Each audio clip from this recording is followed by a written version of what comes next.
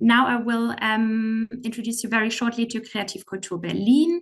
We are the consultation center for cultural and creative professionals. We have two consultation teams, the cultural funding consultation and the creative industries consultation.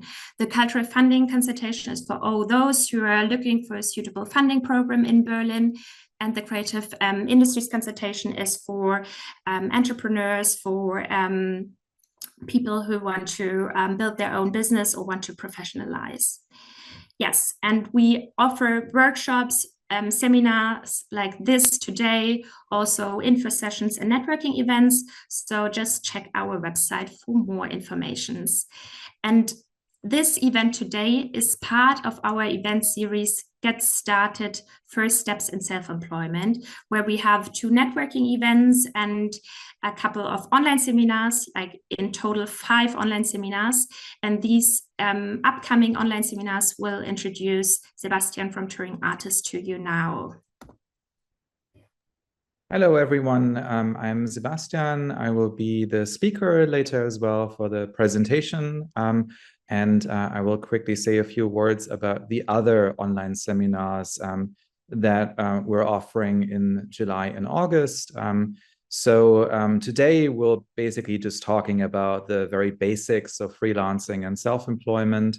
And if you have any other questions on other topics, you can sign up and register for our other online seminars, which are next week on Thursday, July 25th, orientation in taxes and invoicing, followed by the week after on Thursday, August 1st, the basics of international or cross-border taxation for freelancers and self-employed people.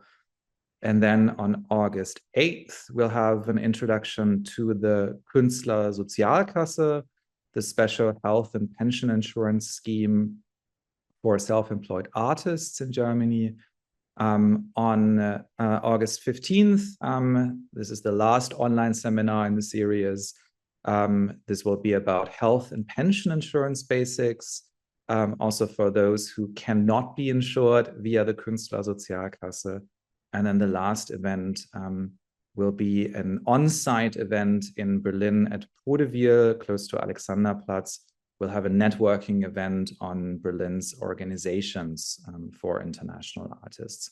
All seminars are free of charge. They're all in English, and you can sign up for them on the Kreativkultur Berlin website. All the links are here in the chat as well. Celia. So I'm going to share my screen now, and then we'll start the presentation. So here we go. You should be able to see this now. And again, just as a short reminder regarding asking questions, you can ask your questions only in the chat during the presentation. And then the team from Kreativkultur Berlin will cluster them in the background and then ask some select questions during short breaks that we'll be doing after some of the parts of the presentation. And then at the very end or after the presentation, we'll go into breakout rooms. One will be in English and the other one in German. And then you can ask individual questions and also unmute yourself in the last part of this workshop. So yeah, before we start with the presentation, just a few words on Touring Artists. This is the project that I work for. Touring Artists is Germany's mobility information point, and we provide information on the kind of administrative aspects of cross-border or international work from or to Germany. So questions like visas, taxes, social security, customs, or mobility funding. And we also have a free help desk service.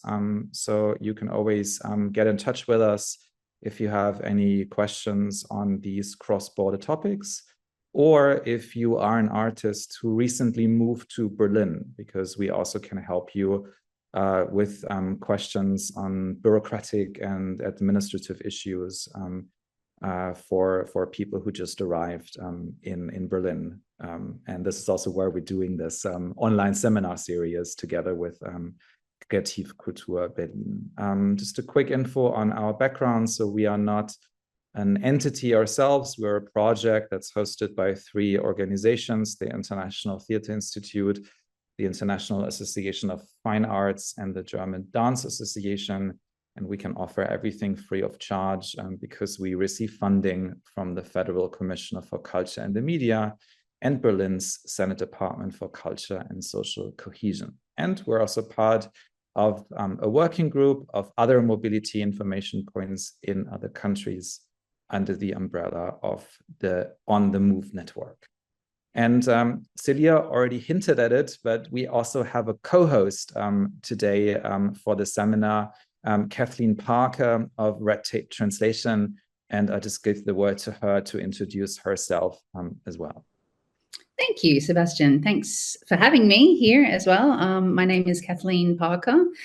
I am an Australian citizen, and I've been in Germany for about 13 years. And when I started, I was an opera singer, and I worked as a freelance opera singer for about 10 years, and have also had various other freelance jobs, such as copywriting and vocal teaching and other things like that. And then about 13 years ago, I started a company called Red Tape Translation, and we are now a relocation agency. We do interpreting and translating, and we coach, mostly we coach newcomers to Germany in English on all matters to do with bureaucracy as well. So we interpret at appointments at public offices, and we coach on immigration issues or freelancing issues. We just released a video course on how to get a freelance permit. If you're a non-European creative, you might find that particularly useful. And we also do certified translations. And I now have a service where I can offer a virtual business address from my office in Pankow here in Berlin as well. And I'm here because Sebastian and I have often worked together and often we've done some workshops together and things like that. And I'm very passionate about helping freelancers and about finding your way through starting businesses in Germany and things like that. And I'm very happy to be here to offer some insights and some advice along the way. Well, thanks so much, Kathleen. Kathleen will also be answering questions in the English language breakout room after the presentation, and sharing some of her wisdom during the presentation as well. All right, so before we start with the presentation, just 2 other small things from my side. I just wanted to remind you, and this is again, I guess something that you've already noticed, that I'm not a native English speaker. So if there is anything that you don't understand regarding wording or terminology, or if you're more confident in asking a question in German, then feel free to do that as well in the chat. And then later I'll be in the German language breakout room to answer your questions in German. Also, I wanted to remind everyone that I am not a tax advisor or lawyer. So this workshop is not legal advice, but it's just a general orientation so that you get a better understanding of what self-employment and freelancing in Germany actually means. And that's what we're going to do now. I'm going to start the presentation and to give you a little bit of an overview of what we're going to talk about in this seminar. So first of all, we're going to look into the definition of the term freelancing and self-employment and a few other terms that can cause some confusion. This is something that we notice a lot. So I'll try to help you a little bit understand the German terminology and English translations of very specific German terms. And then we're going to deal with the difference between employment and self-employment, and an issue that is known as Scheinselbstständigkeit in German, bogus or pseudo or fake self-employment. And this is particularly important in the arts and culture sector. So you learn a little bit about what that means. And then we'll look into what I call the two subcategories of self-employment, freiberuflich and gewerblich. And we'll shine a little bit of a light on the difference between those two subcategories. And then at the end, we'll look into how it actually works to register or to start a self-employed activity.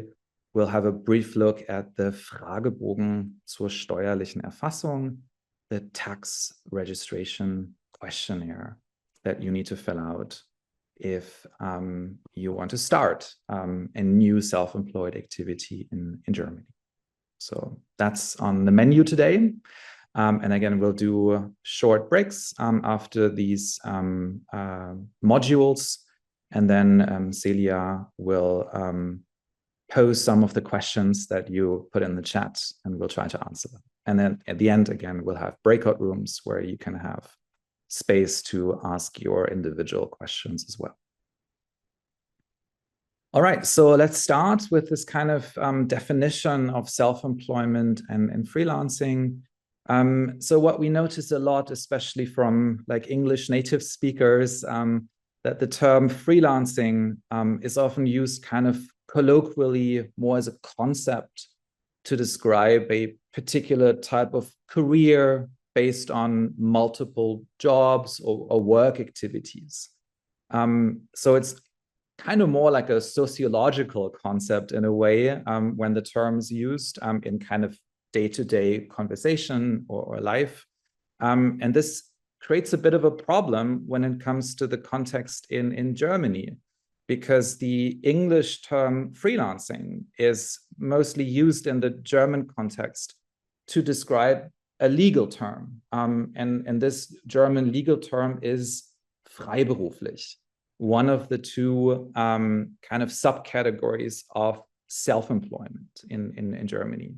And freiberuflich is the kind of adjective for freie Berufe, so liberal professions, a specific set of professions that are usually done as self-employed people or in the status of self-employment.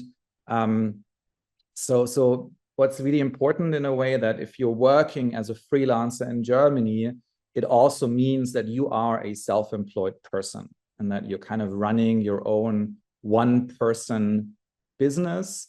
Other terms that are often used for that is being a solo entrepreneur, or in German, solo selbstständig, solo self-employed, or Einzelunternehmerin, like a solo business or running a one-person business.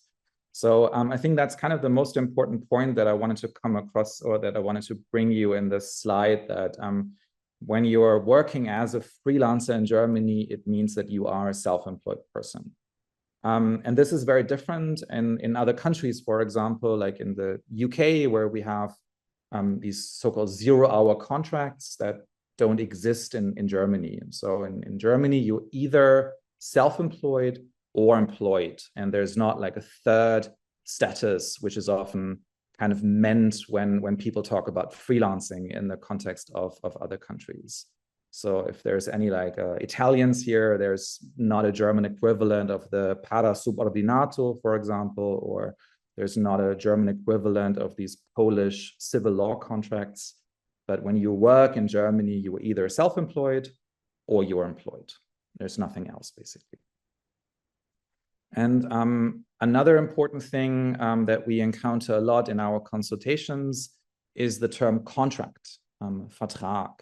So when you hear the term contract in the German context, it's not always clear whether it is an employment contract or a self-employment contract, because the term contract, Vertrag, can be used for both work statuses.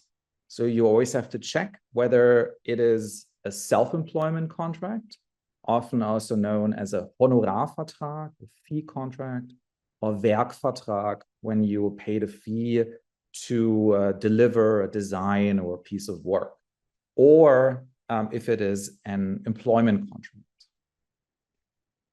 So each contract in a way has to be checked individually to verify what your contract partner means, if they hire you as a self-employed person or as an employee. I attempted to give you a little bit of an overview as well here on a few other words that are particularly important in more like an immigration context, because we saw earlier in the poll that I think 42 of you are non-EU citizens who are probably here on a residence permit or visa. So it's also really important that you know how to check whether you can actually work as a self-employed person or as a freelancer and or as an employee. So we can quickly go through these terms that you will find also on your residence permits or visas. We'll also see a few more in the next slide, by the way, so this is just the beginning. So the term Erwerbstätigkeit, just on the top here, is a term that is often used in the context of immigration law. And it is sometimes kind of translated as employment into English, which can be a bit confusing because Erwerbstätigkeit means a lot more than just employment, but it is kind of the legal term that describes any type of work activity in Germany. So Erwerbstätigkeit includes employment and self-employment. Beschäftigung, on the other hand, is also often translated as employment. But if you see the word Beschäftigung, it really only means employment. So in the case that you are an employee, you're employed by an employer on payroll. Selbstständig is the German term for self-employment. And within the general status of self-employment, there are kind of two subcategories or sub-classifications of working as a self-employed person. The first is freiberuflich, freie Berufe, which is often translated as freelance. Freelance is, I guess, an okay translation, but as we saw earlier, it can also be quite confusing. So the more like literal translation of this subclassification of self-employment would be liberal professions. So very specific activities or professions that are classified as liberal professions. And the other subclassification or subcategory of self-employment is gewerblich or Gewerbe, which confusingly is sometimes translated as self-employed. But in a way, it's more like a subclassification of the general status of self-employment. And Gewerbe or gewerblich could be translated as working as a self-employed person as a more business or trade style work. Kathleen, just jump in. Yeah. I just wanted to add that even beyond the confusion of this translation interpreting issue where self-employment and freelance and trade self-employment, that the Foreigners Office in Berlin, the Landesamt für Einwanderung in Berlin, also mix up the terms on their website. And they offer two categories of self-employed permit, and they call it either freelance or self-employment. But what they really mean is freelance or gewerbliche self-employment. If it confuses you, just be aware that the terms are often thrown around really interchangeably by authorities and by all sorts of people. And we all wish it wasn't the case, but I guess the best way to think of it is self-employment is the umbrella term. And then, as Sebastian already said, the two subcategories, freelance being liberal profession styles and gewerblich, it also sometimes gets, called entrepreneurship, as in a permit for an entrepreneur, but gewerblich, trade, self-employment, so many terms. Anyway, I just wanted to add that the Foreigners Office gets it wrong as well. And we'll look into detail what the two kind of subcategories or subclassifications mean in a bit. That's one of the main topics of this presentation as well. The last term that is also sometimes used a lot is Kleinunternehmerin, or small business, literally. And I think it's very important that Kleinunternehmerin or small business person is not another subcategory of self-employment, but it is a term that describes a self-employed person's relationship toward a very specific tax, and that's value-added tax or Umsatzsteuer. So as a freelancer, Freiberufler, or self-employed person as a tradesperson, Gewerbe, you can at the same time be a Kleinunternehmerin or not. That's something that you can decide in your first year of business, but it is not like a third classification or something like that, but it's more like a term that describes your relationship as a solo self-employed person vis-a-vis value-added tax. And we'll look into that question at the end of the seminar as well, when we look into the Fragebogen zur steuerlichen Erfassung, the questionnaire that you have to complete when you start a new self-employed activity in Germany. So I already hinted at there is another slide with more explanations. So this is now only for non-EU citizens. If you're here on a residence permit or visa, you have to check whether you can actually work in a specific status or not. So here's a small overview of what your visa or residence permit or Zusatzblatt, the green piece of paper that some of you have, could say and what it actually means. So if your visa or permit or Zusatzblatt says Erwerbstätigkeit erlaubt or gestattet, they both mean permitted or allowed, then you can do anything you want. So all work activities are allowed, self-employment and employment. If your permit says selbstständige Tätigkeit erlaubt als ... you're only allowed to work as a self-employed person within a specific field or a specific activity. If your permit says selbstständige Tätigkeit nicht erlaubt, it means that you cannot work as a self-employed person. If it says Beschäftigung erlaubt, it means that any type of employment is allowed. If it says Erwerbstätigkeit nicht erlaubt, you can't work at all. So no self-employment, no employment.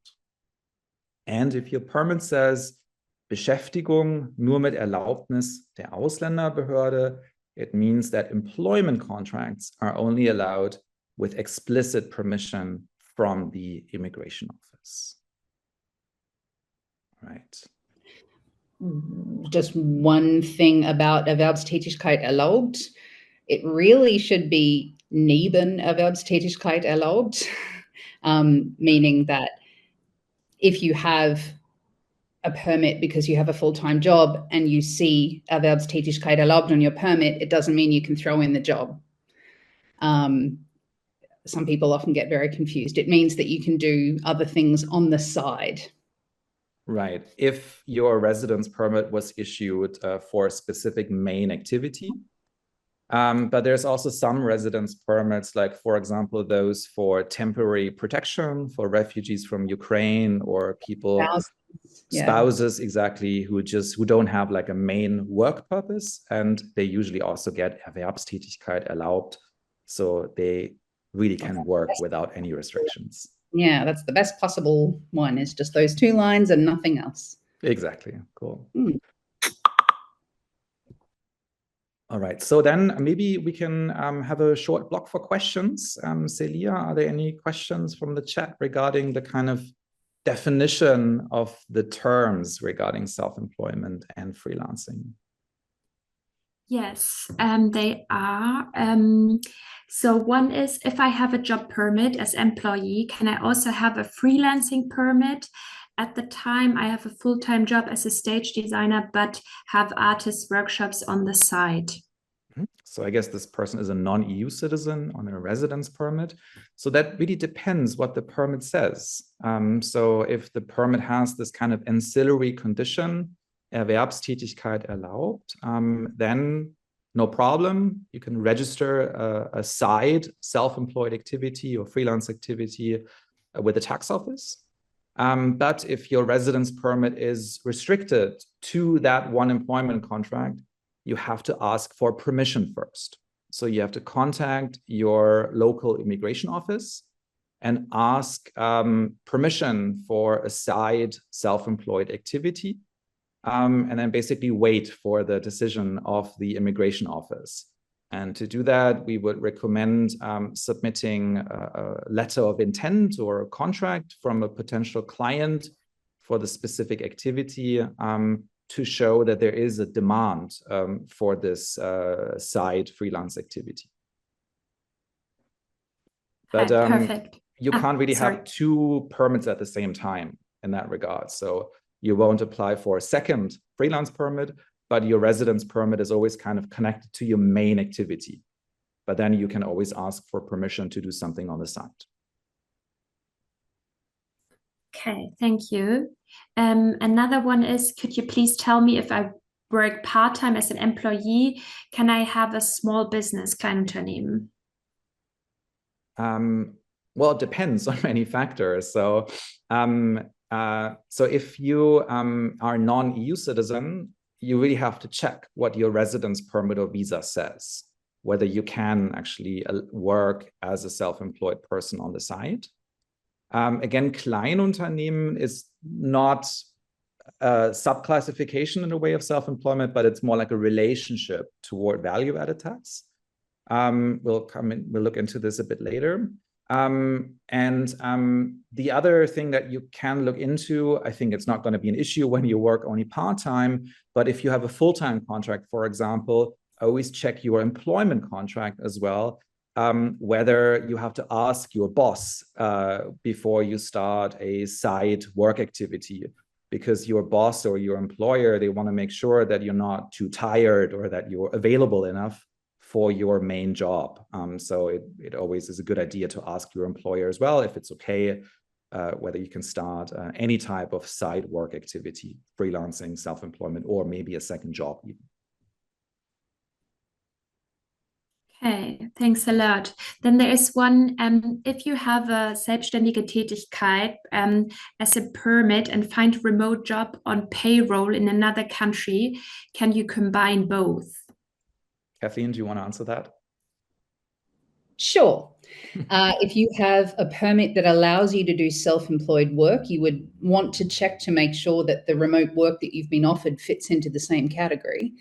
If you, for example, have a self-employed permit to work as a graphic designer and the remote job that you've been offered is in the same field of work, then yes, go for it. That would be my summary of that. I think the issue here is if you're basically working as an employee as a remote job, I think that would be a bigger issue. Sorry. Yeah. If that's your main activity or even a side activity, you would need to ask for permission from the immigration office to basically take that employment contract. And then your contract is in another country? Well, then the employer in the other country has to issue a German employment contract as well. Okay. Because you're working, you do the work from Germany, and that means that German labor legislation applies.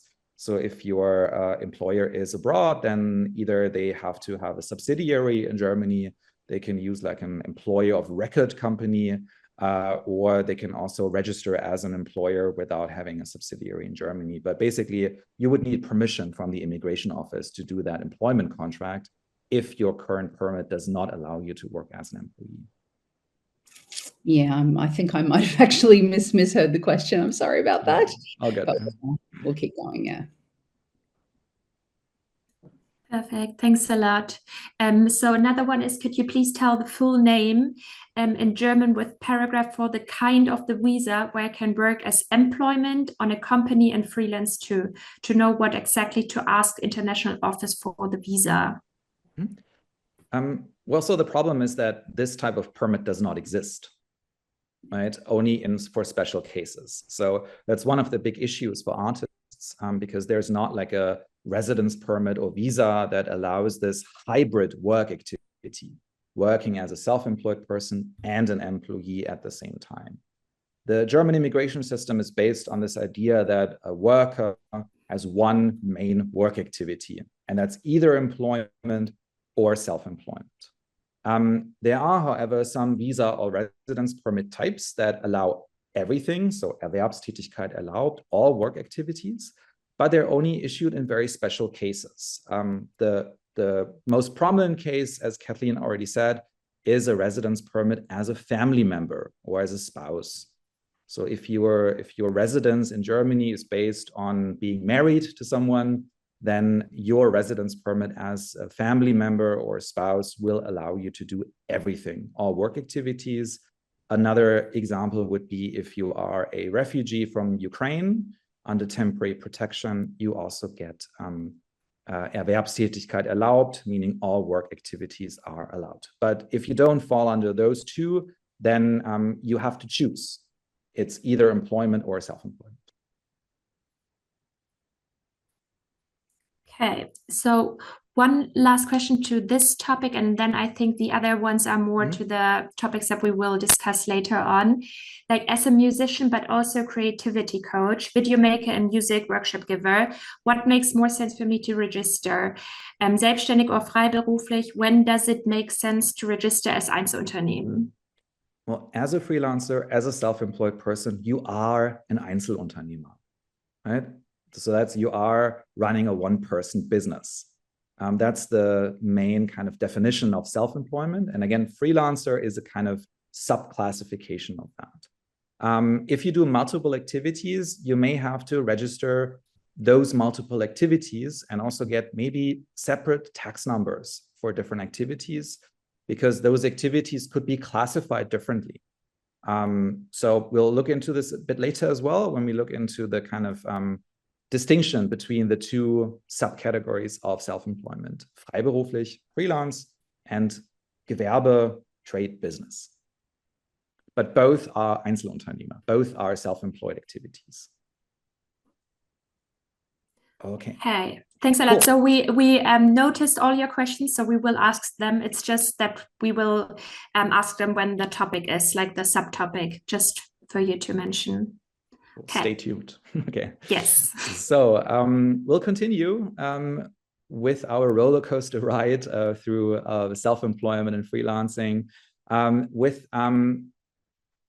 a very kind of general question, but I think it's a very important question. Employment versus self-employment, what's the difference? So first of all, we look into the kind of, let's say, structural differences between those two work statuses. So employees working in Germany, also historically, have always had the privilege of having kind of extra protection. So when you're an employee in Germany with an employment contract, with a salary that exceeds the so-called mini-job threshold or limit, which is currently 538 euros per month, you get insurance protection through your employment contract. So you get public health insurance, long-term care insurance, you pay into the pension insurance, into unemployment insurance, and you also have work accident insurance automatically through your employment contract. And as an employee, you don't really have to do so much about that because the insurance contributions are automatically deducted and paid by your employer to the insurance providers. And it gets even better, your employer pays half of the insurance contributions.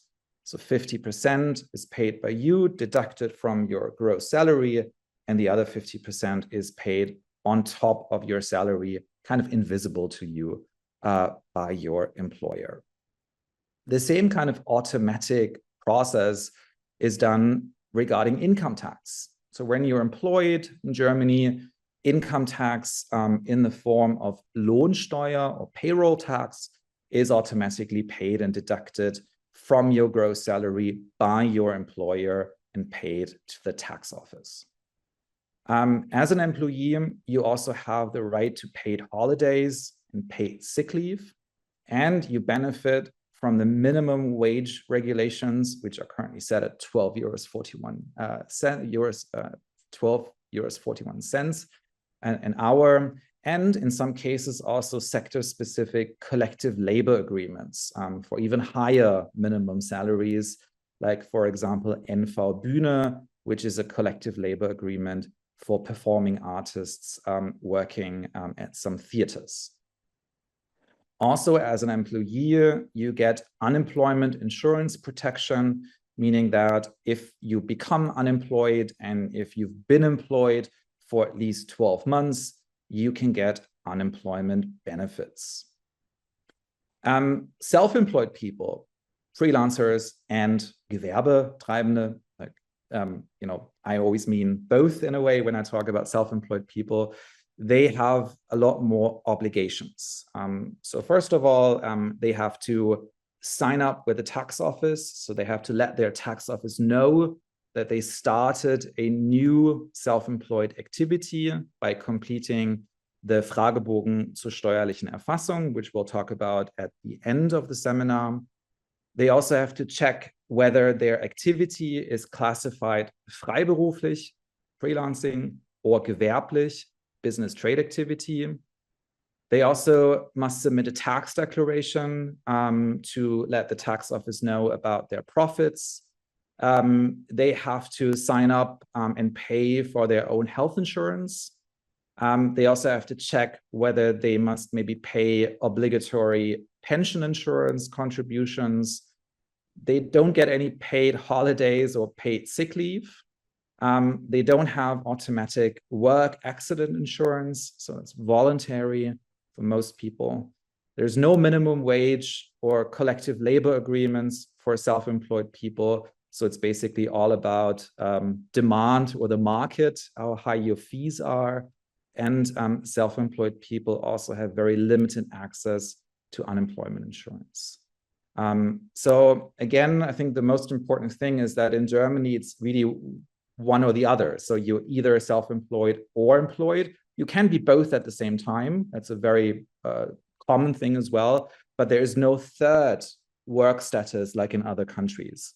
There are no 0-hour contracts or similar things.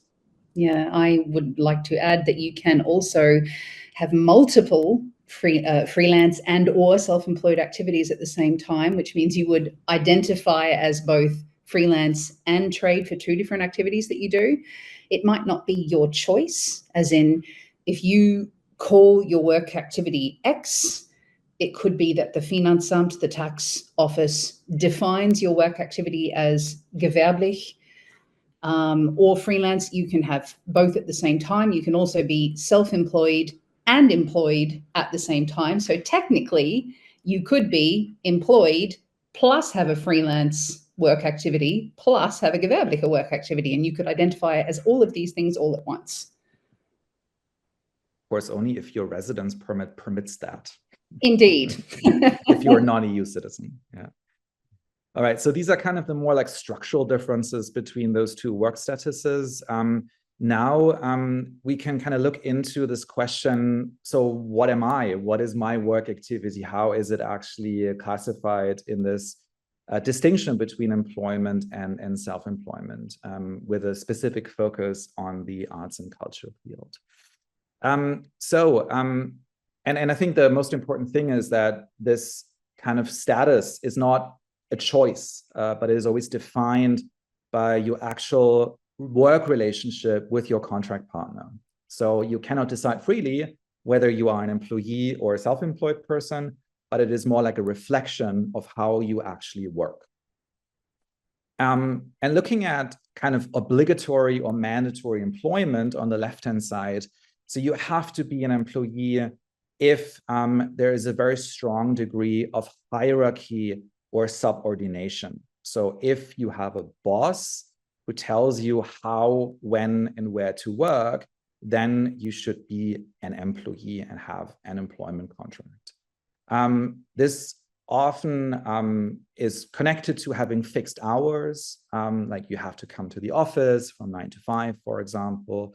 if you don't have any of your own equipment or work resources, but if your boss provides you with a computer, a desk, and an email address, then this would be a strong indicator that you are very much integrated into your contract partner's business, which is another kind of indicator for obligatory or mandatory employment.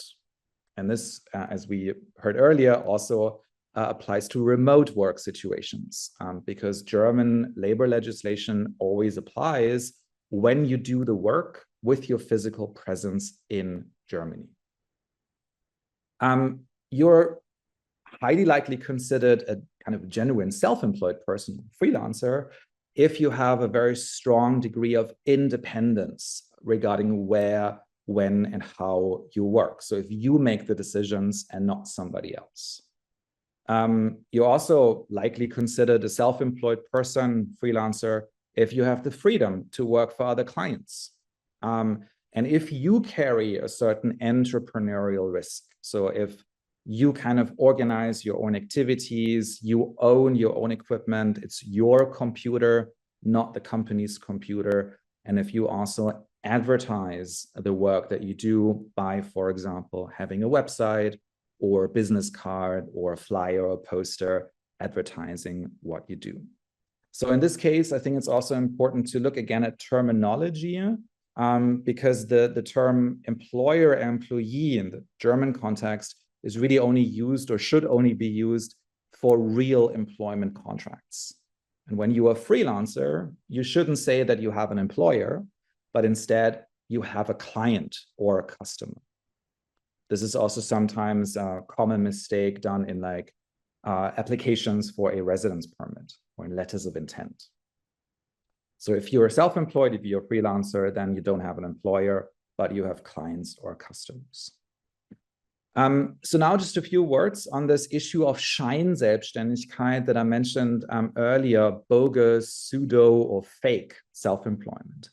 So this is basically a case when you have a self-employment contract or a freelance contract, but actually work like an employee.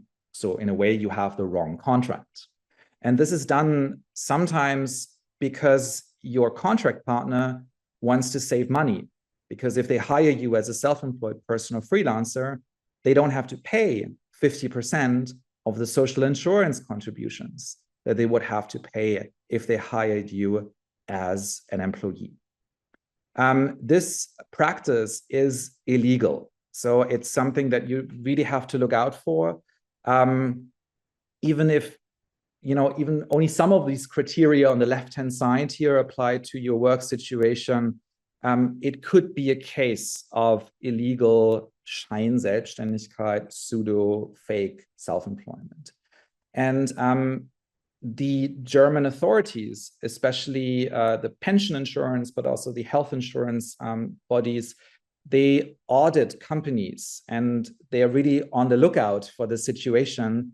So if it is found out, then it can carry fines and sometimes even criminal charges for both the employer that should have employed you and also for the worker. So back payments, for example, of social insurance contributions. So this is something that is quite important to kind of look out for in the German context. It is sometimes even done in the startup scene where people really have to come to the office every morning, but they would still get a freelance contract. And that would be a red flag, for example, because you're really working like an employee, but are not treated as an employee. So this is the kind of core of this pseudo self-employment, Scheinselbstständigkeit issue. And we can look maybe at a few examples now, especially in the cultural and artistic field, when employment contracts are common and when self-employment contracts are more common.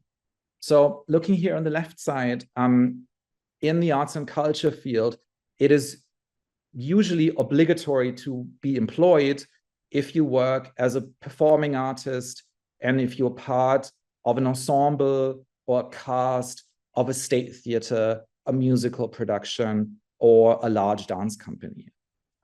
Because in these work situations, there is usually a very strong degree of hierarchy, meaning that you cannot really decide when the rehearsals are, for example, but instead somebody else, a production company, will decide that for you. And you also don't really decide or have any say regarding the play or the piece or the choreography which is performed.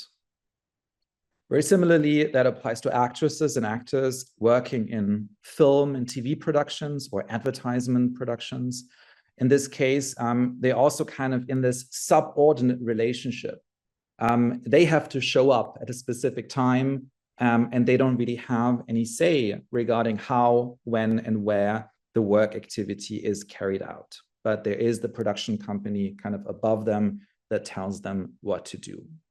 A lot of roles in the film industry are organized in the same way, especially if you work on set and not from your home office, for example, where you can decide how you carry out the work. Orchestra musicians are also usually employed as employees because they kind of lack this entrepreneurial risk. There is the orchestra leader or the philharmonic that tells them which piece will be performed. They set the rehearsal hours, and the individual orchestra musicians really lack this independence of working in that relationship. Service staff or assistants, kind of by definition, are usually employees because they also work in this hierarchical relationship. They have a boss who tells them what to do. And if you have a boss, you should be employed and you don't work as a freelancer, self-employed person. To help you understand this a little better, especially in the field of theater, orchestra, media, film, TV, there is also a so-called Abgrenzungskatalog, which you can find here. You can click on it later when you get the presentation via email. This is a kind of official catalog or document that helps you define your situation issued by the German pension insurance, especially for people working in these fields, to kind of check, should you be employed, or is that an activity that could be rather be a self-employed activity? If we look on the right-hand side here, if you work in what is usually called the independent art scene or freie Szene, then it is a lot more likely that you are considered a self-employed person, because you make the decisions regarding the art that you perform or create or sell. Let's say again, for example, in the performing arts scene, dance and theater, a lot of people working in the more independent art scene, they decide collectively or as a group when the work is carried out. So there is no boss, but the dancers and actresses and actors and producers, etc., they all work kind of on the same level. There is no large degree of hierarchy. And in that case, most workers would be considered self-employed or freelancers. Do you want to add anything to that, Kathleen? I will add that from my own experience as an opera singer, sometimes the lines are blurred and sometimes it is not clear, even from looking at the contract that's in front of you, whether the theatre intends to employ you or give you an employment contract. Some theatres, or most theatres, have to employ you. They don't have a choice. They're bound by certain rules, which means if you work there for over a certain number of days or for other criteria, they have to employ you. Smaller productions, smaller theaters, sometimes they will still try and give you a freelance contract. But sometimes when you look at a contract, and I've looked at one recently for an opera singer, it was absolutely not clear whether the theatre intended to employ them or have them as a self-employed person. There was this particular case I'm thinking of, the contract mentioned the word honorat, which typically would indicate that they were paying you a freelance fee, but the theatre ended up employing this person. So if you ever get a contract and you're not sure, you can't figure it out from the wording, call and find out exactly how they intend to employ you and figure out if you're allowed to do this, and figure out, you know, based on your residence permit, and really whether it is a freelance contract or whether it is an employment contract. Give you a little bit even more insights about this, as we already said, many artists are hybrid workers. So depending on the project or contract, they're either self-employed or employed, or both at the same time for different types of projects. So this kind of distinction between self-employment and employment also has nothing to do with the duration or the length of the contract, but it is really something that has to be looked at very individually, case by case, contract by contract.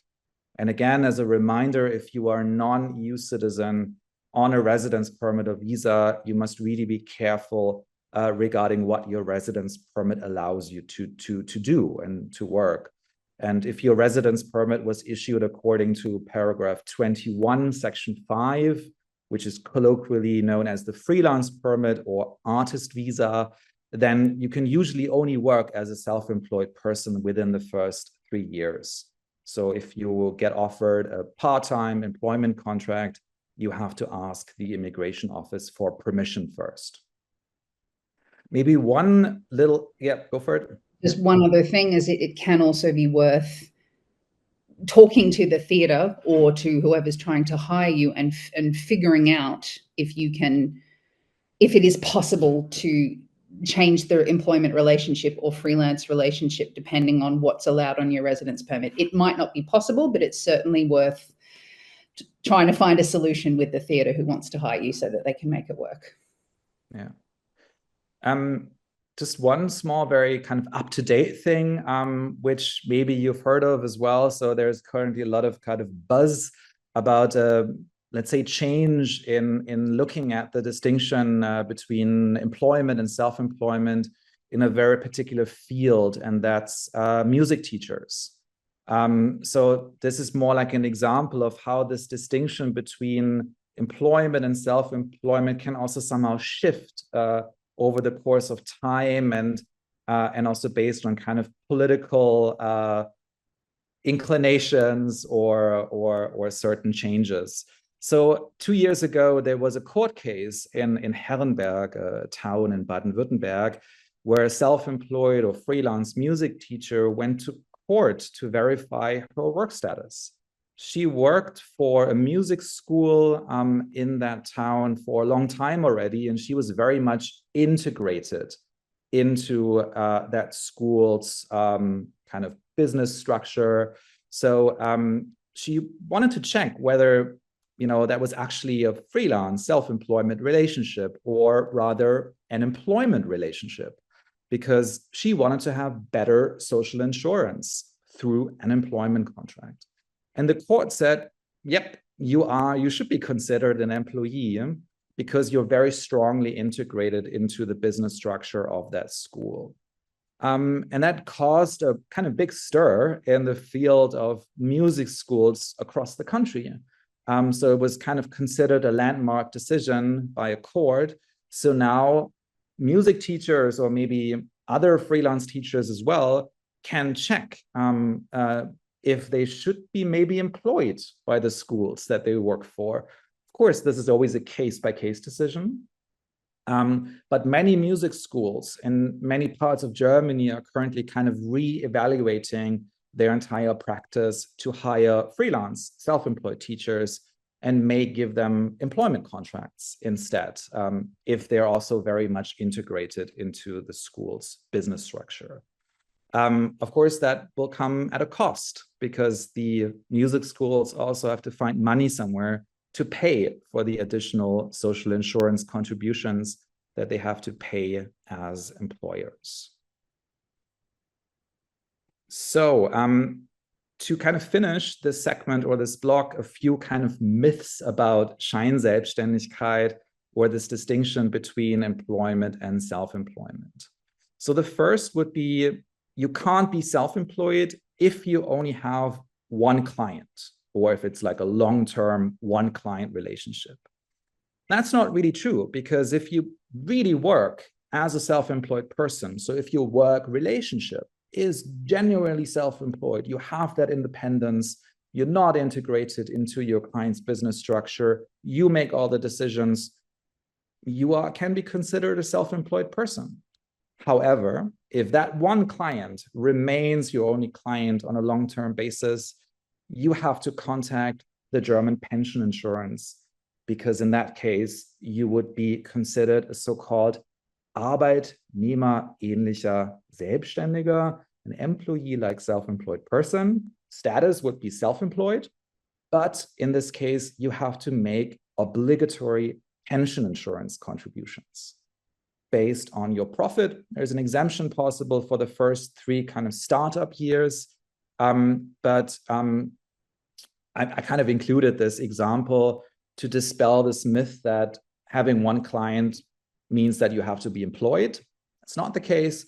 It's really about this lived and work relationship you have with your contract partner. Second myth would be you're automatically self-employed if you have more than one client. That's not true either, because every contractual relationship is different and must be evaluated individually. So even if you have multiple contracts, they could all be employment contracts if you work as an employee or like an employee for that particular contract partner. And the third kind of myth is it's automatically a self-employment contract if it's a short-term contract. It's also false, because again, every contractual relationship is different, must be evaluated individually, and even short-term contracts can be employment contracts. A classic example would be working at a theater, large state-funded theater. They will also have to employ you even just for one performance if you're heavily integrated into that business structure of the theater. I was just about to mention that one example. A lot of artists, a lot of opera singers and actors think that if the contract is a guest contract, which means they've come in just to do one particular role in one particular production, it might be a couple of weeks, it might be a month or more, they assume that being a guest contract automatically makes it a freelance contract, and that is often not the case. But I'm repeating what you just said. Cool, thank you. So I think that's the block regarding the distinction between self-employment and employment. Any questions from the chat about that, Celia? Yes, we have a couple of questions. Cool. So first question is, if I'm a freelance musician based in Germany, but have lots of work in another EU country, that sounds like employment, but is also on a part-time contracts in the particular country, is this treated like freelance work? Could it be dangerous? It is not more than 50% of my work. There's so much to say about that, but I think in that case, I would actually suggest that you send us a consultation request, because it would be, I think I would need to have more time to talk about this, because there's so many different aspects of that question, also regarding taxation, for example. But in general, maybe to answer parts of that question, work activities outside of Germany are regulated by the work and labor legislation of the other country, right? So Germany has no say about your work activities that take place in another country. So it's quite important to really check that as well. And there are some possibilities to also, in a way, work as a self-employed person if you're self-employed in Germany and carry over that status to another country where the status of artists or the work status of artists is regulated completely differently, like France or Belgium. And there's a specific procedure for that. It would be the application for a so-called A1 certificate, which would enable you to basically carry your work status to other countries. But this is, again, something that we can discuss in an individual consultation. So just send me an email through our contact form on the Touring Artist website, and then we can answer that question. Perfect. Thanks, Sebastian. I'm very surprised that work on a film set is obligatory employment. For example, if I'm engaged to work as a director of photography on a film set of 5 days, I cannot do this as a freelancer who gives out a Rechnung, but I have to have an employment contract with the production company. Question mark. Well, it always depends, right? It depends on how you actually work. So I think what I presented in the slides, they are just kind of examples and not like, it doesn't always happen. It's not always obligatory, but it's kind of more common to be employed on a film set if you can't really have a say, or if you don't have a say regarding how you work, but if there's a kind of hierarchical or subordinate relationship. So I guess a lot of DOPs also work as freelancers, self-employed people, but not always. So it always depends on the very specific work relationship that you have. Okay, thanks a lot. Another question is, if I earn most of my income from a part-time job, but I do freelance work on the side, is there any risk that any of my freelance work would look like Scheinselbstständigkeit from a tax perspective? Well, not from a tax perspective, because Scheinselbstständigkeit isn't so much a tax question, but it's more like a social insurance question. And yeah, I mean, if you only freelance on the side, and if you work like an employee, then it could be considered Scheinselbstständigkeit. That's why it's really important, again, that to highlight this fact that every contract is different and every contract has to be looked at individually. Yeah, thanks again. Question regarding this topic. What about the difference of employment if I'm working as service staff that should be employed, but it's only every now and then randomly, for example, 2 times per month? Is it not allowed to write freelance invoices for that? Well, technically not, I would say. I think it's not about the duration. It's not about the just sometimes, but it's really about the lived work relationship, right? So how you do the work, not for how long you do the work, but whether there is this hierarchical, subordinate, or integrated relationship. And then you should also be employed maybe with a mini job, for example, if you only do the work for a few days per week. So I think there is always a risk, if you issue invoices as a self-employed person for work that is actually done in a work relationship that resembles employment. If there's an audit by the pension or health insurance companies, then there's a risk, that they find out that this should actually have been an employment contract. Okay, thank you. One very short question. Can I be freelancer and paid intern in the same time? Can you repeat that? Can you be a freelancer and a paid intern at the same time? Yeah, sure. It depends, right, on your residence permit, of course. Yeah, and also for the same company, do you mean? Not for the same company. As in, is this person trying to be a freelancer and a paid intern not for the same company? Yeah, I don't know. Maybe you can write this in the chat, then we know it more about it, and then we can answer it better. Not for the same company. Oh, well then, if your residence permit allows it, go for it. Okay, thank you.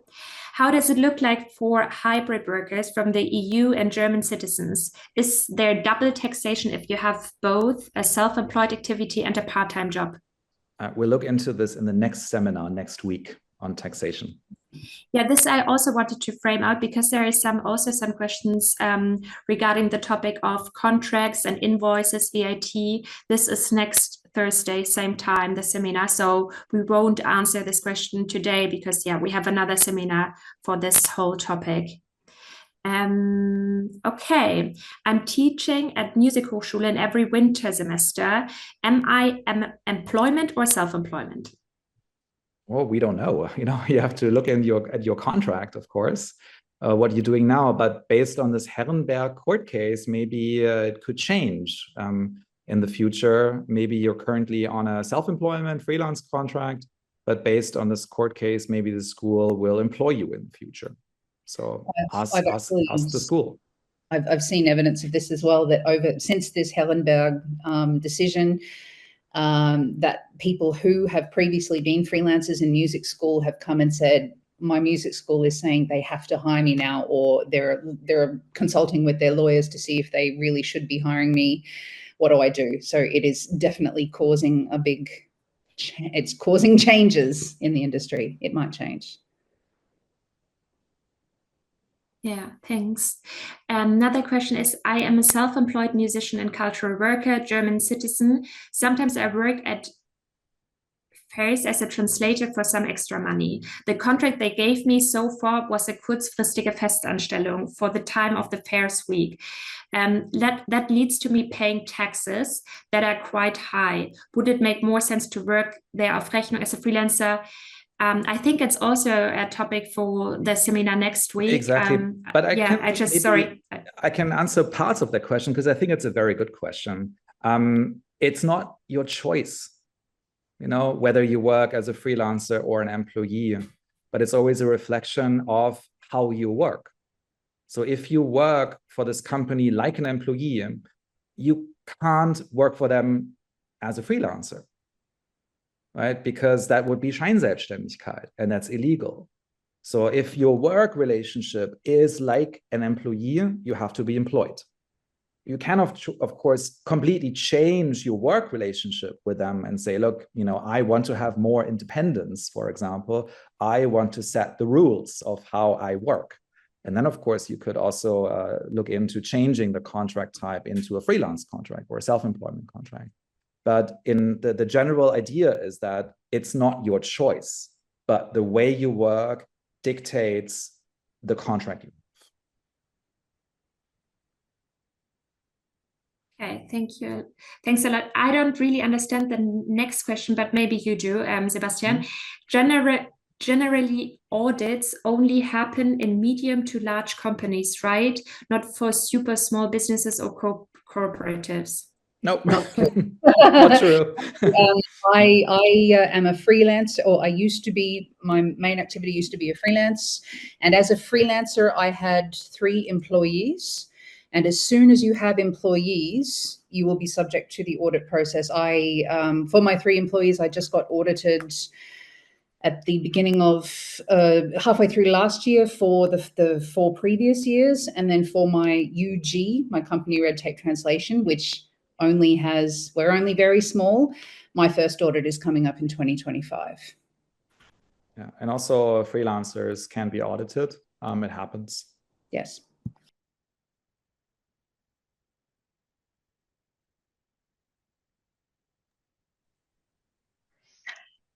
I think we lost Celia, but I'm just going to continue. Again, we have space for more questions in the breakout rooms later. So I'm just going to continue with the presentation because we're also kind of running out of time, or more or less. So I also wanted to quickly highlight a free consultation service in Berlin, which is kind of specialized on this issue of Scheinselbstständigkeit. So if you think that you are in a situation where you are kind of exploited in a way, where you get a freelance or self-employment contract, but really think that you should be employed, then BEMA Berlin is a free consultation service where especially migrants can get free advice in multiple languages on their precarious work situations. It's run by some of the unions. It's highly recommended. So if you're in a kind of precarious work situation where you have been given a self-employment or freelance contract, but think that you should actually be employed, then contact BEMA for free advice. So then I think we're going to move to the penultimate topic. So now we've maybe established that you are really a freelancer or a self-employed person. Now we're looking into this kind of the 2 subcategories or 2 subclassifications of self-employment in Germany: freie Berufe, freiberuflich, freelancing, and Gewerbe, business or trade style self-employment. So what's the difference between those two? Both are forms of self-employment, but you always have to check whether your activity is classified as a freelance activity or as a trade or business activity. So here, as a little overview, we'll see some other common translations for these two very distinctly German terms that are maybe also intranslatable. So we have self-employment as a very confusing translation for Gewerbe and gewerblich. Sometimes it's also translated as commercial self-employment or business style self-employment or trade activities. Whereas freiberuflich is often translated as freelancing. I think it's a very lazy translation because it just starts with the same three letters, F-R-E. The more literal translation, again, would be liberal professions. So these are the two kind of subcategories of self-employment in Germany. So how are they different from each other? Maybe starting with the Gewerbe or the activities that are classified as gewerblich. So when you start a Gewerbe, self-employment, then you have to register it at the Gewerbeamt, the trade office in the city that you live in. This usually costs a small fee. I think in Berlin, it's 26 euros per person. It's a one-time fee, so you don't have to pay it every year, but only once. And I think in Berlin, you can also do this registration process online. When you start a self-employed activity classified as gewerblich, you also become a member of the Chamber of Industry and Commerce, the Industrie- und Handelskammer, IHK. This is a kind of lobby or professional association for business and tradespeople. When you're just starting off, you don't actually have to pay a membership fee, but once you start earning money, you have to pay an kind of income-dependent membership fee. This is not necessarily a bad thing because the Chamber of Industry and Commerce also offers services to you. So they also offer workshops and free advice for members, etc. So it can be also, it's beneficial to be a member of the Chamber of Industry and Commerce. If you are classified as gewerblich, there's kind of an extra tax that you have to pay attention to, Gewerbesteuer, trade tax. But this only really becomes important once your profit from your business, trade, self-employment exceeds a certain threshold, a limit. And this limit is 24,500 euros per calendar year. The good news is that for most people, it won't be an additional tax, an extra tax that they have to pay on top of their personal income tax. Instead, trade tax is kind of offset against income tax up to a certain limit as well. It's roughly 100,000 euros. So for most people, trade tax won't really mean that they have to pay more tax. It's just that the tax goes somewhere else. Income tax, personal income tax, goes to the federal government, whereas trade tax goes to the local government. So it's kind of the same up to a high threshold. Kind of depends where you live. So very generalizing here, but more or less. So you don't have to really worry about it, that you have to pay more tax. Instead, trade tax kind of replaces income tax to a certain degree. If your activity, or go for it, Kathleen. A lot of people that I talk to are very worried that they will be considered a Gewerbe instead of being considered a freelancer, and they're worried that it will cost more, that it will have some sort of consequences. And I just wanted to say, if your activity is defined by the Finanzamt, the tax office, as a Gewerbe, it's not a bad thing.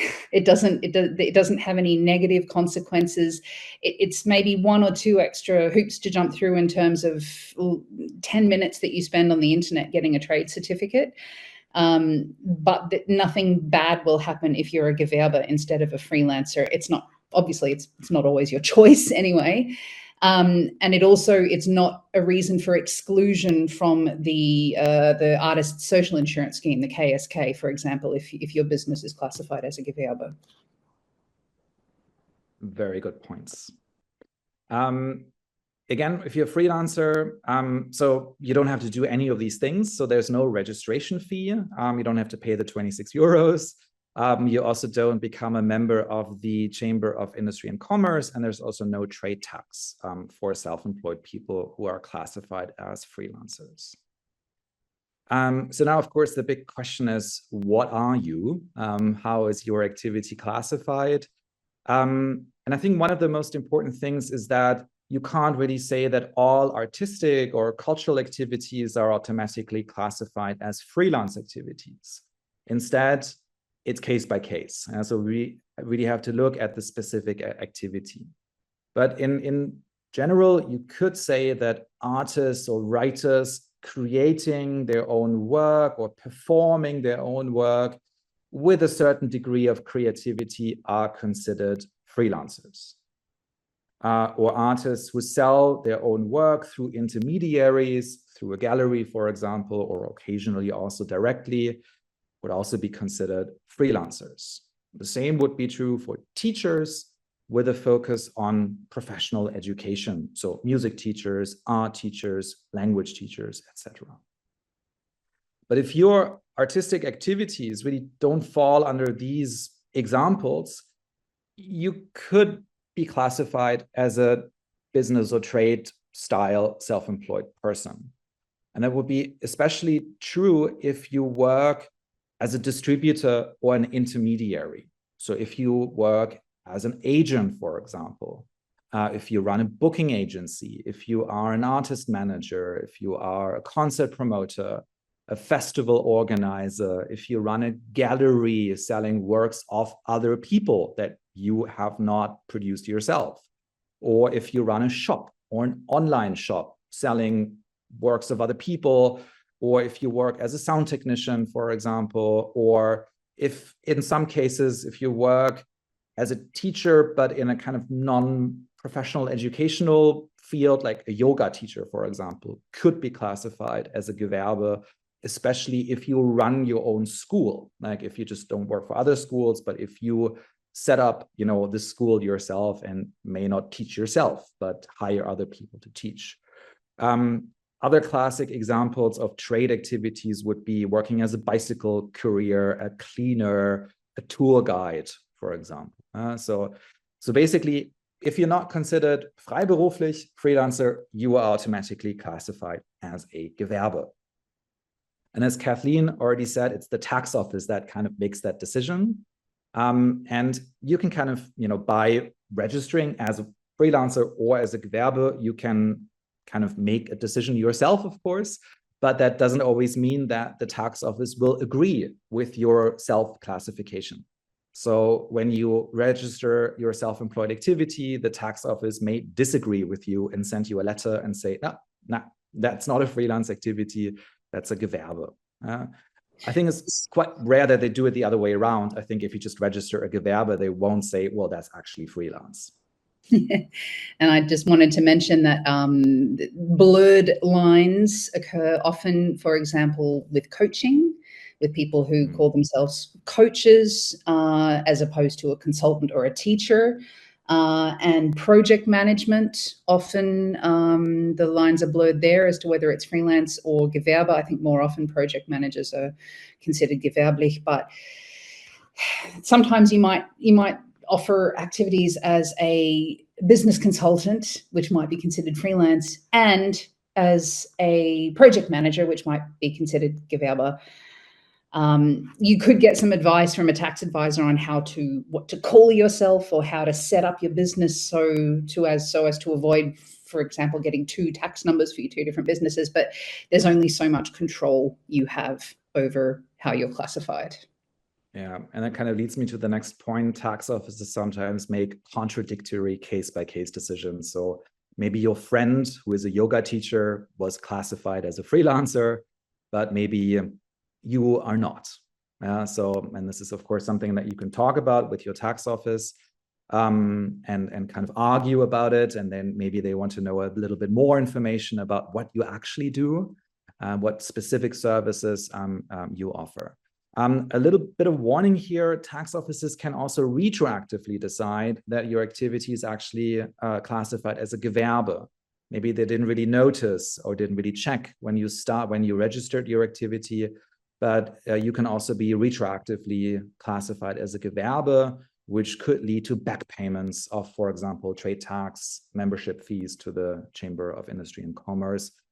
I would assume that this would only be for like the big fishes. So if your profit is a few 10,000s of euros, but it's something that also needs to be kind of considered. So just maybe from a personal anecdote, like I'm also working as a self-employed person. I do kind of a bunch of different things on the side, and I just never wanted to put myself into that decision in a way. So I just registered as a Gewerbe.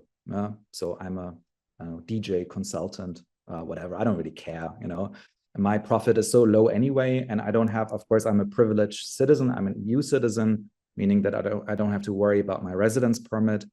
So I just classified myself as a Gewerbe, paid the 26 euros, and that was it. Smart. I have a completely opposite anecdote for you, and that is that when I wanted to start red tape translation, I wanted to start being an interpreter and a translator, I visited the tax office in person, which was when you could just walk in and sit down with someone straight away, and said to the person behind the desk that I wanted to register as an interpreter and a translator. And I'd done my research and I knew that both were considered freelance professions. But she said to me, those are gewerbliche professions. And I said, no, they're not. And she said, yes, they are. And I said, no, they're not. And I pulled up the IHK, which is the Chamber of Commerce. I pulled up the website where it was listed as a Katalogberuf, which is one of the liberal professions in the catalogue. And I said, here you go. And she said, oh, my apologies. And then gave me a trade tax number anyway, which I didn't discover until about 1 or 2 years later. I guess my point being that sometimes the tax office gets it wrong, totally, which isn't helpful, but there you go. All right. So moving on, just wanted to mention a few special cases as well. So some activities require membership in yet another professional chamber, the Chamber of Craftspersons or Handwerkskammer.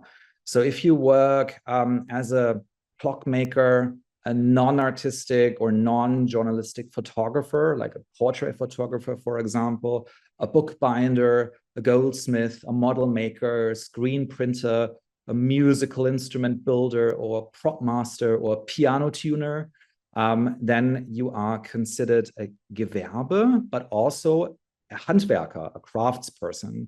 And then you would not become a member of the local Chamber of Industry and Commerce, but you will have to become a member of the Chamber of Craftspersons.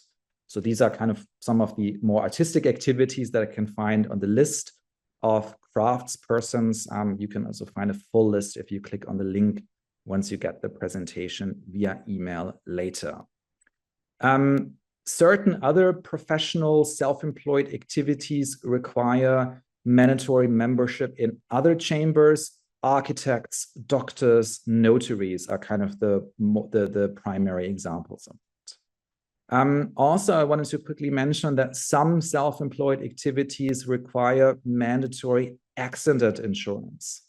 So the most common ones are cleaners, midwives, massage or wellness therapists, and physiotherapists and farmers. So if you work as a self-employed person in these professions, then just as a little heads up, you have to get accident insurance. And you can also find more information in the link here. So to kind of finish, I think this topic, some myths about this distinction between Gewerbe and freier Beruf. This is just a kind of repetition of what I already said. You automatically must pay more taxes when you are Gewerbe. That's not necessarily true. This Gewerbesteuer trade tax, first of all, must only be paid on profits from Gewerbe activities that exceed this threshold of 24,500 euros. And then trade tax is offset against personal income tax up to a very high threshold. So it kind of replaces income tax.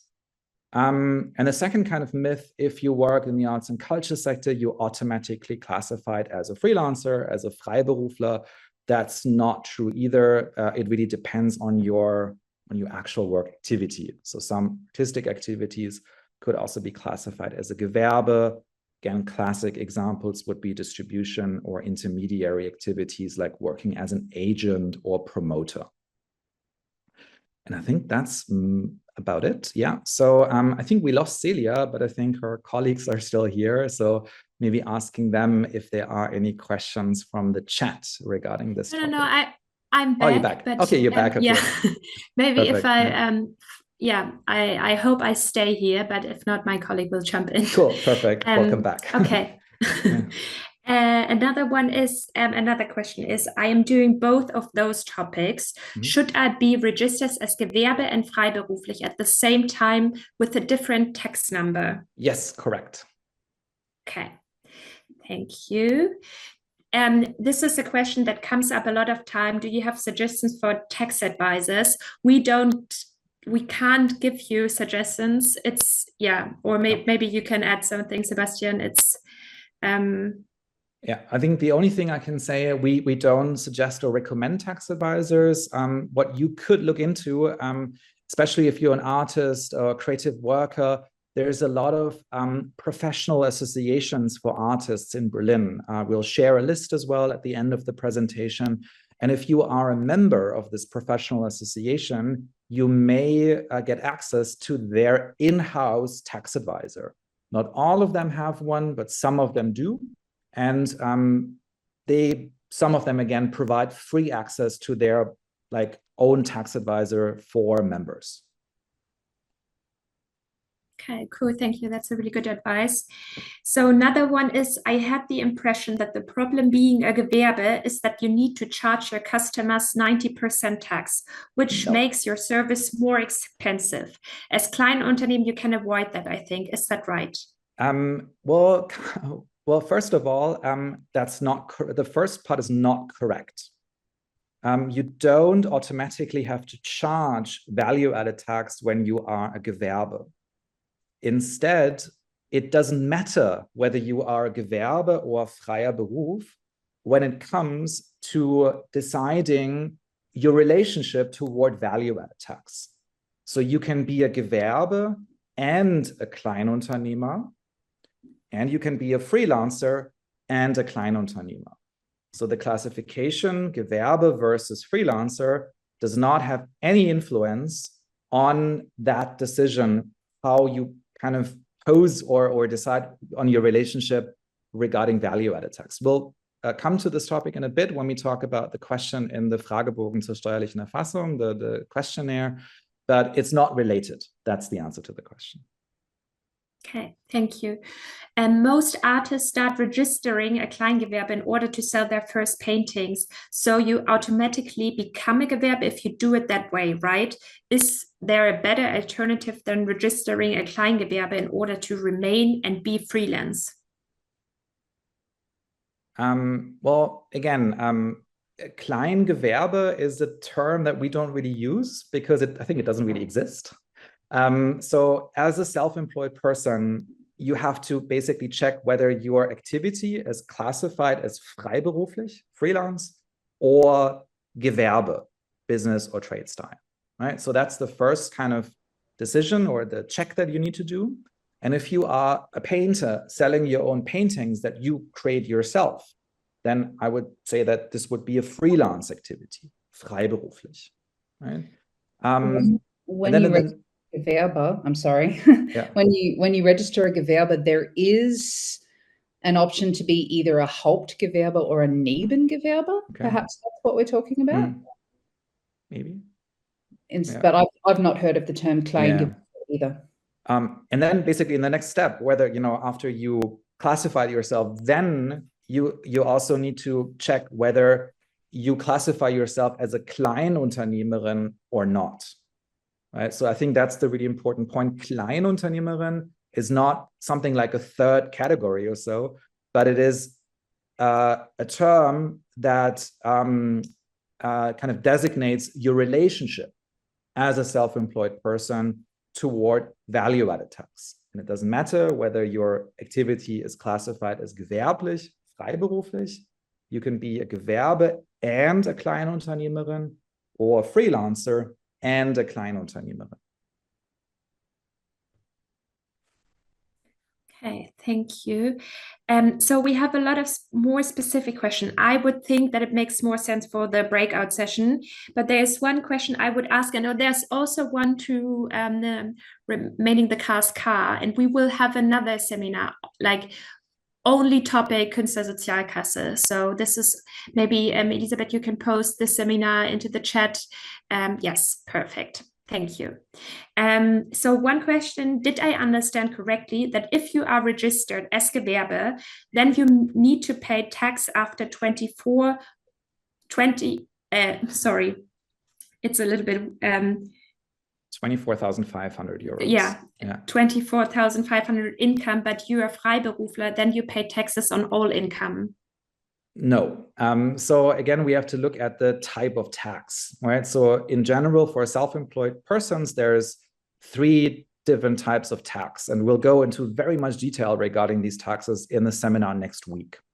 But there's income tax, value-added tax, and trade tax. Income tax is something that you always need to pay attention to, no matter in what kind of status you work. And as a person living in Germany, there's a general income tax-free allowance, which is around 11,000 euros. So all types of income, whether it's self-employment, freelance, trade, Gewerbe, employment, will be taxed if your combined income is higher than this threshold, about 11,000 euros. Value-added tax is something that only relates to self-employed people. Doesn't matter whether it's Gewerbe or freier Beruf. We'll look into this in a bit. And then trade tax is a tax that only is relevant for self-employed people whose activity is classified as a Gewerbe. And then we have this threshold of 24,500 euros. If your profit from Gewerbe is below it, it's income tax. And if it's above it, it's trade tax. Okay, thanks a lot. Yeah, there's one commenter looking forward to the tax seminar. So yeah, Okay. See you next week. I think we can continue, and there are a lot of questions also regarding tax number, but we will go to that seminar and to that topic now. Also have a slide now. Okay, it's coming yes. up. Okay, great. So then this is the last part of the seminar, and then we'll have room for more questions again in the breakout rooms. So now maybe you know a little bit more how your self-employed activity is classified. Now we can look into the kind of procedure to actually register it. So whenever you start a new self-employed activity, Gewerbe or freelance, it's your obligation to register it. And you do this via an online form. It used to be available in paper form as well, but now it's obligatory to submit it online via Elster Online. So this is the free tax portal by the German government. This is kind of what it looks like. So you have to complete a questionnaire called Fragebogen zur steuerlichen Erfassung für Einzelunternehmen, questionnaire regarding tax registration for solo entrepreneurs. And again, as a reminder, even if you are a freelancer, you are a solo entrepreneur. You are a self-employed person. So here we also see gewerblich oder freiberuflich. Yeah, so it's for both activities. Or if you are a farmer, same form, basically. Or somebody working in forestry. So we won't really go into this questionnaire in detail, so we won't look at every single part of it. That would require a 10-hour seminar, but I would just wanted to basically tell you about a few important points and then focus a little bit on the Kleinunternehmer regulation as well, because that's a really important part of this questionnaire. So first of all, before you can even start this process, you need to create an account, or you need to have a certificate to log in to Elster online. So that's the first thing you should do, create a login and account so that you can complete this questionnaire.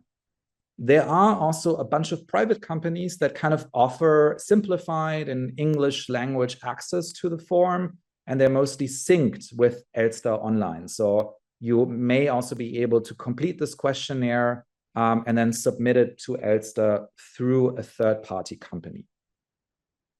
I don't know if that's good or bad. It's up to you to check it out, basically. But again, it's your obligation to complete this form, this questionnaire, whenever you start a new self-employed activity.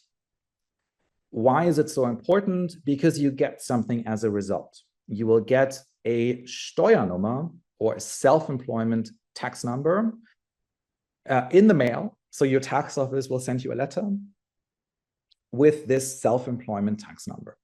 And this is a number that you need to issue a domestic invoice. You need it for your invoicing from within Germany. So if you don't have the number, then your client, or most of your clients, will not really be able to pay you because they need correct invoice with your self-employment tax number on it. So a bunch of common questions regarding this process.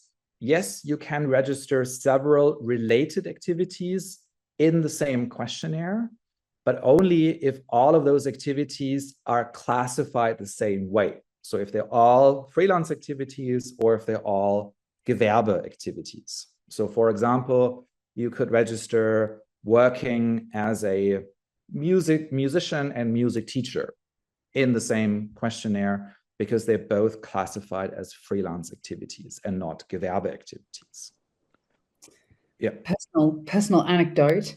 My own activities, at one point I had about 4 different activities, all of which were considered freiberuflich: content writer, interpreter, translator, opera singer, and singing teacher.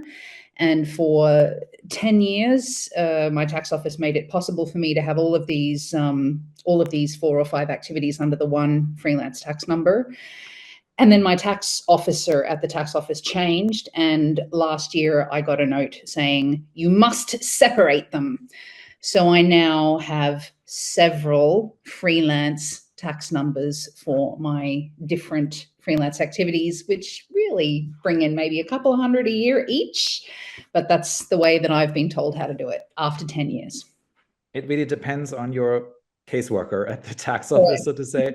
And if you have more than one self-employment or freelance tax number, it's a bit more work for you because you have to submit different attachments or annexes in your tax declaration per self-employment tax number. It can also kind of make sense to separate them, however, especially if you are insured via the Künstlersozialkasse, because then it would really make sense to have one tax number for your artistic activities that are classified as artistic by the Künstlersozialkasse, and another self-employment tax number for your non-artistic activities, so that in case of an audit by the Künstlersozialkasse, you can show very neatly that these are 2 different activities. And of course, as we already said multiple times, it is totally possible to have more than one self-employment Steuernummer tax number for different unrelated activities. And as Kathleen just said, it's quite common sometimes to have multiple self-employment tax numbers. A question that we get a lot is as well, like, I've done this procedure now, but I'm still waiting for my tax number to arrive in the mail. Is it okay to already issue an invoice without the tax number? And I usually say, well, it's a bit of a gray area. It's probably okay to do that already, but I would always then suggest to send an updated invoice with your tax number to your client, because otherwise your client cannot deduct it as a business expense because they need a correct invoice.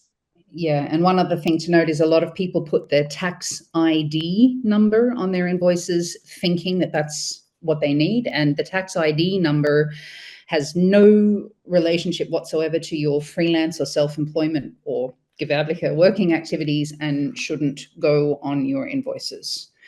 Steuer ID number is 11 digits, and you generally get it when you first register in Germany or within a few weeks of registering your address for the first time in Germany. It comes in the post, and you keep it in a safe place and you use it for other things, but not for your freelancing. Cool. And this is exactly what's here at the top of the next slide. Thanks for this is the tax identification number. So as Kathleen already said, this is a unique number. It's yours for life, but you cannot use it to issue invoices. Instead, it's only used in the context of employment contracts. So your employer needs it. And this is again different to the Steuernummer, the self-employment or freelance tax number.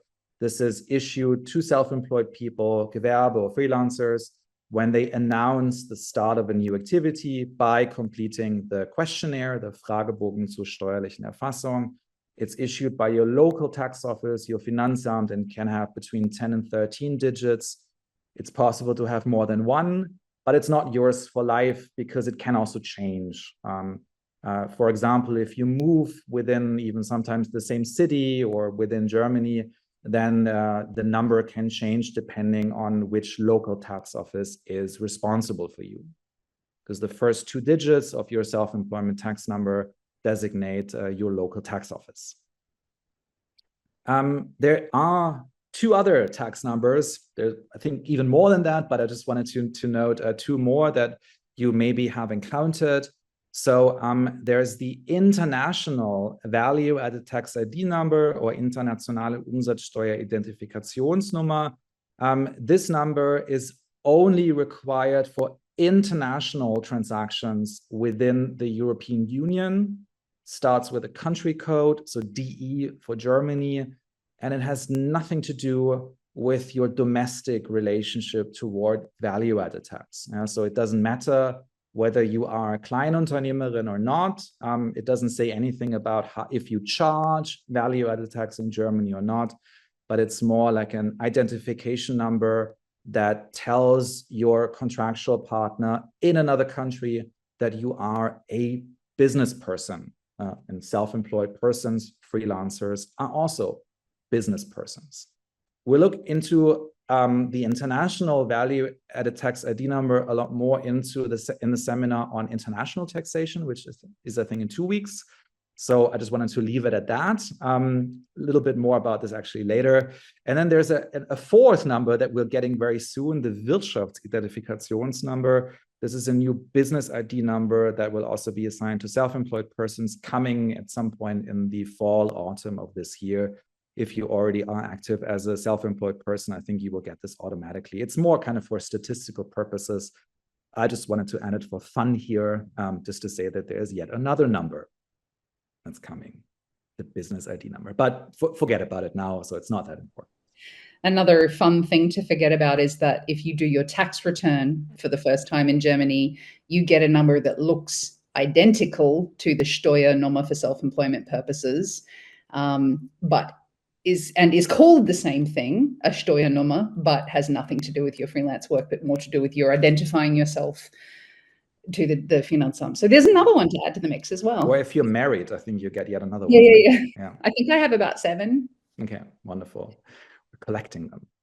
All right. So moving on just a little bit about this questionnaire now. So there are some kind of questions in this questionnaire that you need to complete.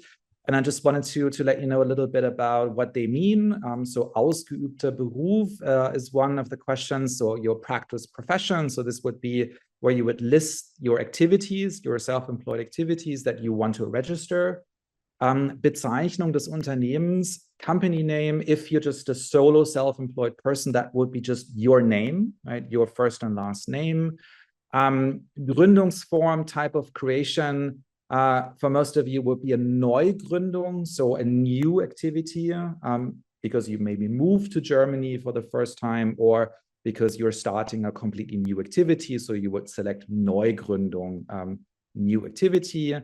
Angaben zur Festsetzung der Vorauszahlungen, information on advance income tax payments. So this is a very common question that we get asked. So this is a quite long section where you need to basically estimate or guess how much money you think you will make in the future with all of your work activities combined. So also including employment or basically anything you do. Why does the tax office want to know this from you? Because they may want to set up advance income tax payments, which you may have to pay every quarter, so every 3 months. So if you basically tell the tax office, I think I will earn more than the personal income tax threshold of around 11,000 euros per calendar year, then the tax office will send you a letter and say, well, from now on, please already send us a little bit of income tax in advance. This, of course, will be set off against your actual income tax bill that you will have to pay in the next calendar year. So so this is something basically that will only have an influence on your advance income tax payments. Sonderausgaben, special expenses, and Steuerabzugsbeträge, tax deductions. Again, these are estimated potential tax deductible write-offs like pension insurance, including an amount here may lower your advance tax payments. But if you don't include anything in here, it also doesn't really matter. It doesn't really affect your ability to deduct them later in your real income tax declaration. Again, this is just an estimate. It's just a prognosis for the future. Angaben zur Gewinnermittlung, type of income reporting. So if you are a freelancer or self-employed person as a Gewerbe, most people would select Einnahmenüberschussrechnung, single entry bookkeeping. This is a kind of simplified accounting method or like a simple profit loss account. Does your business year differ from the calendar year? Select 9. No, as for most self-employed persons, the business year or the tax year is the same as the calendar year. Other countries do this differently. I think in the UK, it's April to April. In Germany, the tax year is the calendar year, January until December. Summe der Umsätze, geschätzt, your estimated total amount of turnover. Again, you have to estimate your turnover to verify if you can select the Kleinunternehmer regulation in your first year of business and maybe also in the consecutive year. And this is something that I want to put a little focus on now because this is a really important question in this questionnaire. So in the questionnaire, you have to make a decision regarding your relationship toward value-added tax. And again, it doesn't matter if you're a freelancer or Gewerbe, this question is for both. So in the questionnaire, you can opt in the so-called Kleinunternehmerregelung or small business person regulation. And if you do that, if you decide to use this regulation, you don't charge your customers or your clients value-added tax. But at the same time, you cannot get a refund of the value-added tax that's included in your business expenses. And you can kind of use this regulation, or if you can continue using it, I think that's the more important thing. If your turnover, so that's all of your invoices that you write in Germany before deducting your business expenses, does not exceed 22,000 euros per calendar year. If your turnover exceeds that threshold, you will have to start charging value-added tax starting in the next calendar year. More on that as well in the next week in the tax seminar, but just to give you a little bit of heads up, if you don't opt for this regulation, if you say, I'm not for me, I want to charge my clients value-added tax, then it's really important that you are stuck with this decision for the next 5 years. So you cannot switch back to the Kleinunternehmer regulation within the first 5 years. So if you opt against the small business regulation, you have to charge your clients value-added tax, collect it from them, and then report it and pay the value-added tax to your tax office. You also have to check whether you have to charge the standard rate, 19%, or the reduced rate, 7%, as part of your invoice. If you do that, however, you also get a privilege because you can claim a refund of the value-added tax that's included in your business expenses. So you only pay the net amount of materials that you buy or office supplies or so, anything that you buy for your self-employed activity. If you opt for this relationship toward value-added tax, then it's a little bit more work for you, because then the tax office will also make you do so-called Umsatzsteuervoranmeldungen.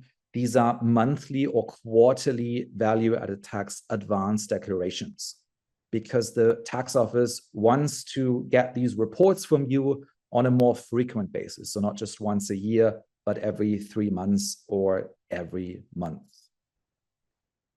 Just a little overview, what to choose, like when you're posed with this question, should I opt for the Kleinunternehmer regulation or not? So it kind of makes sense to opt for this value-added tax exemption, so for the Kleinunternehmer regulation, if most of your clients are either private clients, like private consumers, or business clients that are also exempt from value-added tax, like nonprofit associations.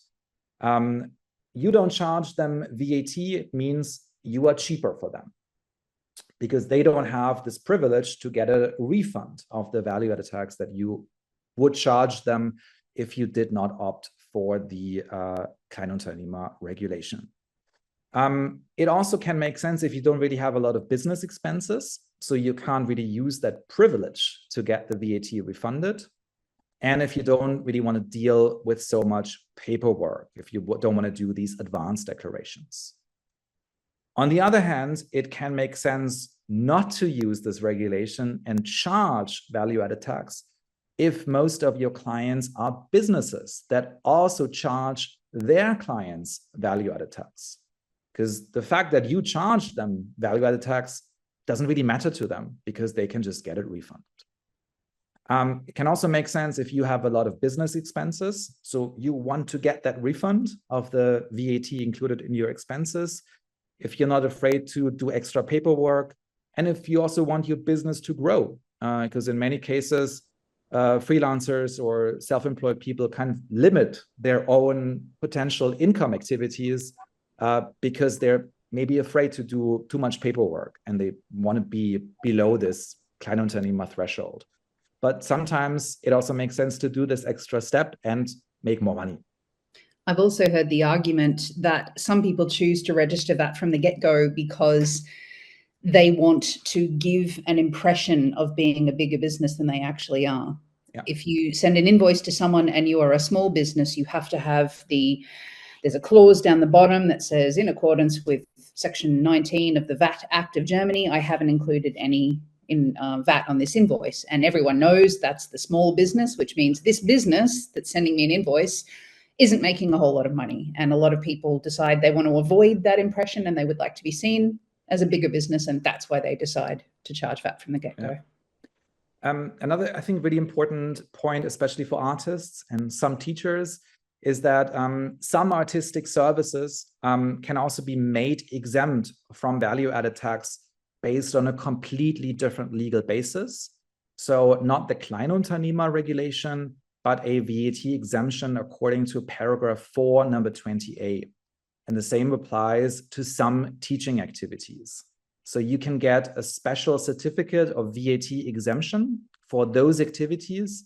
And then there is no turnover threshold. So you could make 10 million euros and still don't charge any value-added tax if you have that special exemption certificate as a stage artist, stage choreographer, or stage director. So these are the 3 only activities in the artistic sector that qualify for this special exemption certificate. A little bit, I think, more on that also next week.